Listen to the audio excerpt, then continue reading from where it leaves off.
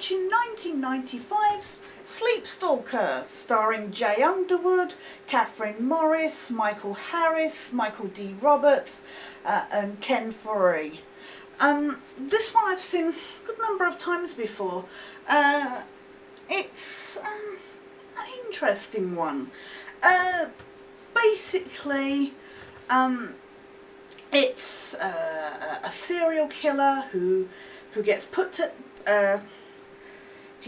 death in a gas chamber, and there's this creepy black priest guy who brings him back to life in the shape of a literal Sandman, because the serial killer was known as the Sandman for killing people and then sprinkling sand over in their eyes.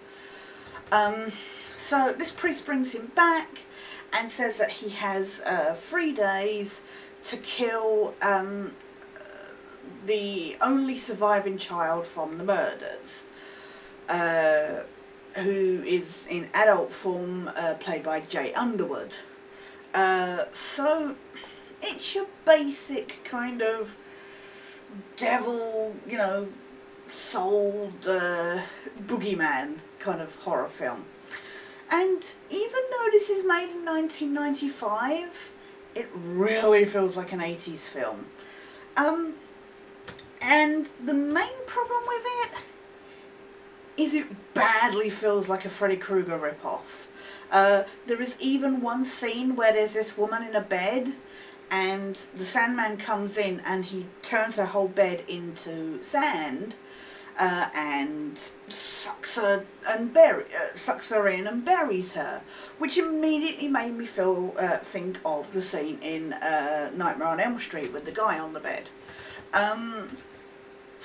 And I mean, there's a number of other similarities besides the fact that it's a deformed guy with a terrible childhood and abused and stuff like that, who becomes a serial killer.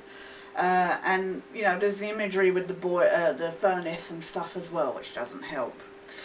But despite all that, this is actually a relatively enjoyable horror. It does feel out of place in, like I say, that it feels like an 80s horror, but made in 1995. And I don't know if that's done on purpose to feel like a kind of homage to that genre. No, this is a really kind of slow burner. It's not constant action. It feels more like a thriller, actually. I find a lot of stuff with Jay Underwood a bit boring at times. It doesn't help that his character name is Griffin, and every time they kept saying Griffin, all I kept thinking was either a Family Guy or Gryffindor out of Harry Potter. And as somebody who's not even really seen all the Harry Potter films, there's something wrong that immediately makes me think of that.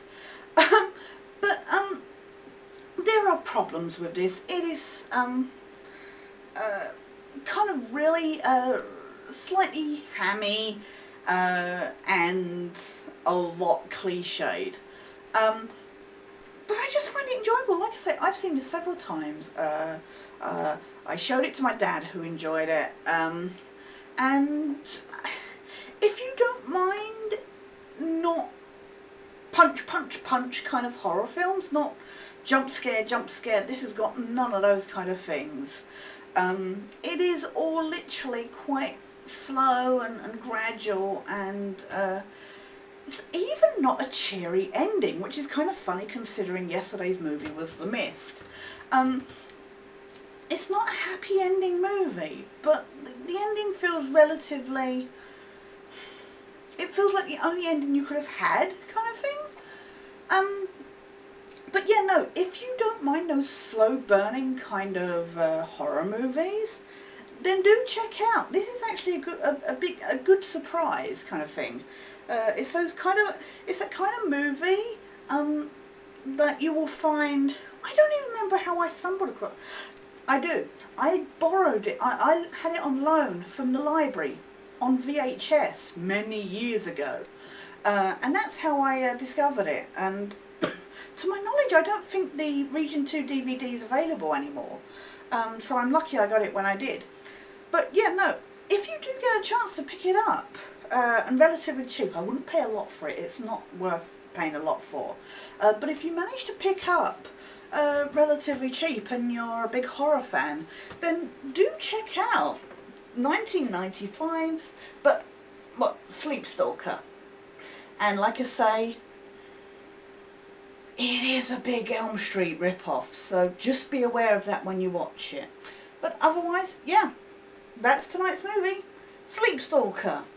We'll be back tomorrow, but for now, this is Sketch, signing out.